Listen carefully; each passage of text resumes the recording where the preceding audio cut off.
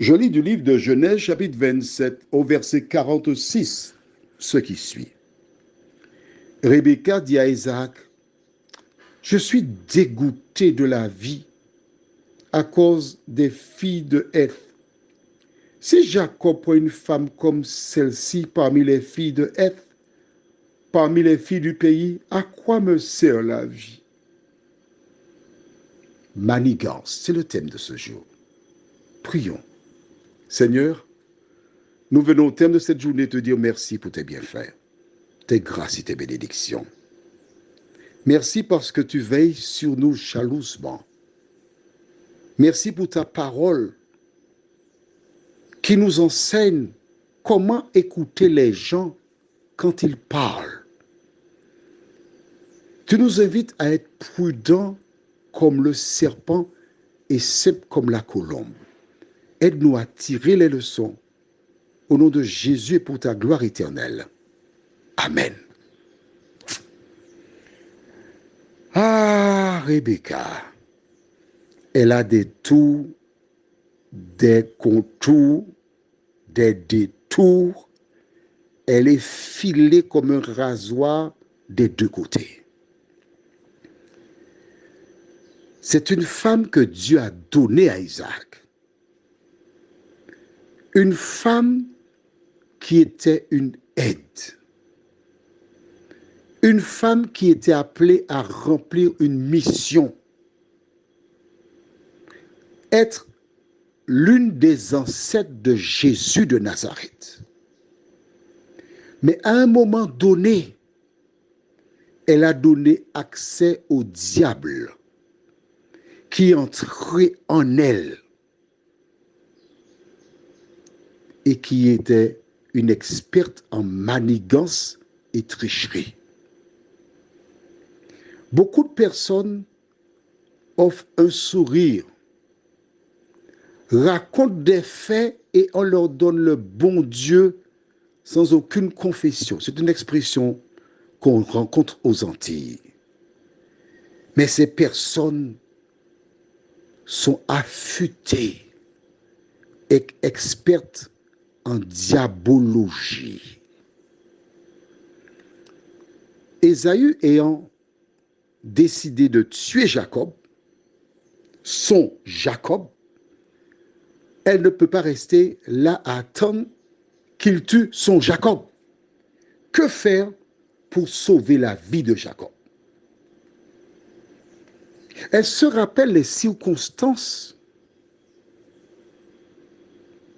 qui ont amené Isaac à l'épouser. Elle sait fort bien que son beau-père, puisque rappelle-toi, il avait 140 ans, Abraham, quand Rebecca épousa Isaac, et il mourut à l'âge de 175 ans. Certainement, Abraham rappela à Rebecca la condition, les raisons pour lesquelles il avait envoyé le serviteur chercher une femme pour son fils Isaac là-bas. Et voilà l'alibi idéal. Voici comment elle peut sauver la vie de Jacob en permettant qu'Isaac donne la bénédiction, l'accord qu'il parte chez son frère Laban, justement là où on trouva Rebecca pour Isaac. Très bonne médiatrice. Non, très bonne manipulatrice. On va dire ça comme ça. Elle est forte, la fille. C'est la solution. Mais regarde comment elle présente l'affaire. Elle commence par dire, en préambule, à l'entrée, je suis dégoûté de la vie. Quand quelqu'un dit, je suis dégoûté de la vie, qu'est-ce que ça veut dire? Des gens diront, la personne est suicidaire. Je n'ai pas envie de vivre encore.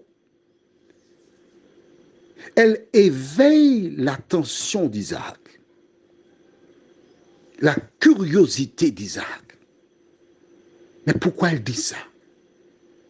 Et elle explique que si Jacob épouse une des femmes qui apparaît ici,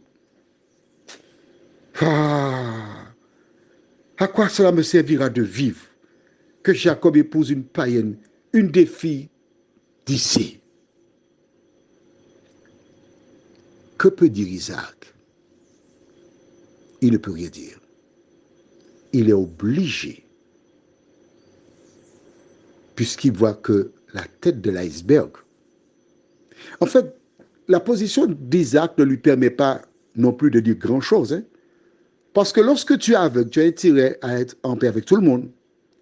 Parce que tu ne sais pas ce qu'on peut te faire. Probablement, au fond, Isaac avait compris la manigance. Mais en pesant le pour et le contre, il valait mieux, avant même que Rebecca vienne de lui dire, il avait compris et il savait que la meilleure solution, c'était le départ de Jacob vers la demeure de Laban, afin qu'Ésaü n'ait pas à le tuer, car certainement un serviteur lui avait soufflé le mot. Je voudrais te montrer une similitude. Jacob, celui par qui Dieu pense donner naissance à Jésus, qui triche et qui est obligé de partir, loin de son frère, qui cherche à le tuer. Moïse, l'homme par qui Dieu pense délivrer Israël d'Égypte, qui tue un homme et qui, comme Jacob, est obligé de partir dans un désert. Comment expliques-tu ça? Prions. Seigneur, il est clair, il est évident que l'ennemi a manigancé afin de détruire ton projet. Voici donc pour l'instant Jacob qui part, qui s'enfuit loin d'Ésaü qui désire le tuer. Qu'adviendra-t-il plus tard? Il ne sait pas. Mais pour l'instant, il est avantageux que je m'en aille loin de mon frère Ésaü. Seigneur, à travers cette histoire, tu veux parler à des femmes et des hommes qui ont eu un conflit avec un frère ou une sœur qui habitent sur le même terrain. L'un est en train d'invectiver l'autre. Ils nourrissent la haine. Seigneur, permets qu'à travers ce WhatsApp, le plus sage des deux cherche un autre endroit pour habiter.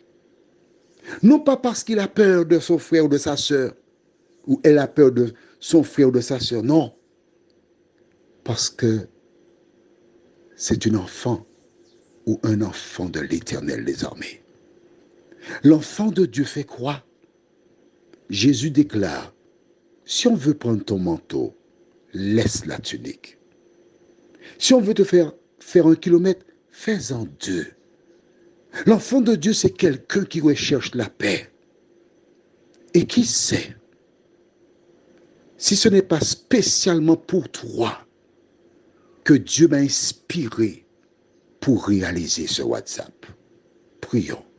Seigneur, merci pour ta parole. La parole qui est si puissante, car elle déclare, ma parole ne revient jamais à moi sans avoir accompli mes desseins. Merci Seigneur de visiter les familles divisées. Permets qu'ils trouvent en toi la solution. Accorde-nous ta paix et ta grâce, nous te demandons. Au nom de Jésus pour ta gloire éternelle. Amen. Je te souhaite une bonne nuit.